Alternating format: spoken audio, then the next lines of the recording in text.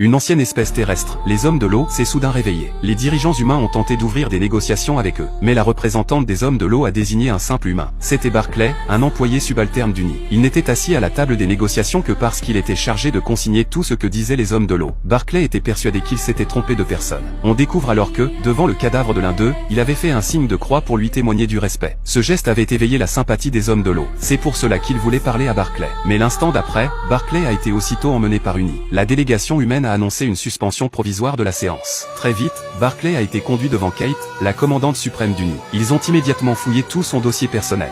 Every email, every photo, everyone you've ever met.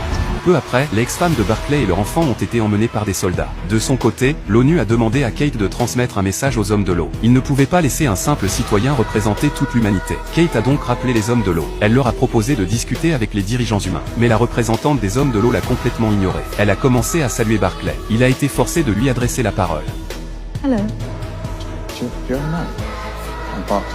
Barclay a compris que ces négociations engageaient le sort des gens ordinaires comme lui. Après tout, les présidents ne seraient pas les premiers à payer le prix d'un échec et d'une éventuelle fin du monde. Mais dès que les hommes de l'eau se sont retirés, des soldats ont conduit Barclay de nouveau devant Kate. Puisqu'il acceptait de se mettre en avant, Kate devait absolument le briefer. Cette négociation impliquait trop de jeux de pouvoir politique. Et Kate ne souhaitait qu'une chose, que la Terre retrouve au plus vite la paix. C'est alors qu'un incident a éclaté. Un technicien chargé de manipuler les œufs des hommes de l'eau a volé un échantillon. Il l'a remis à un personnage très haut placé. Tout se déroulait exactement comme Kate l'avait annoncé. L'apparition des hommes de l'eau avait attisé les rivalités entre certains ambitieux de ce monde.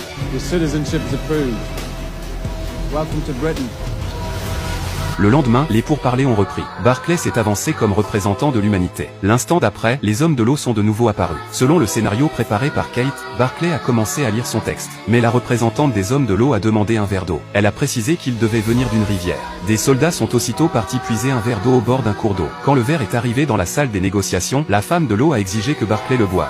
Barclay n'en avait aucune envie. L'eau était trop sale. Coli's guaranteed. Dysentery, meningitis and Legionnaire's disease. Les hommes de l'eau lui ont demandé pourquoi les sources d'eau étaient ainsi polluées. À ce moment-là, Barclay a cessé d'obéir aux consignes de Kate.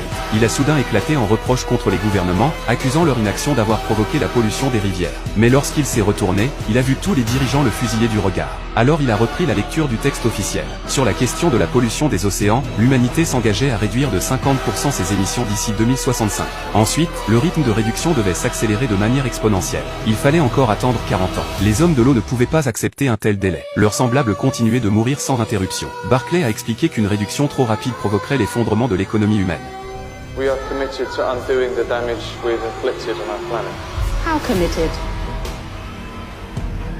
It is our greatest desire. Then we shall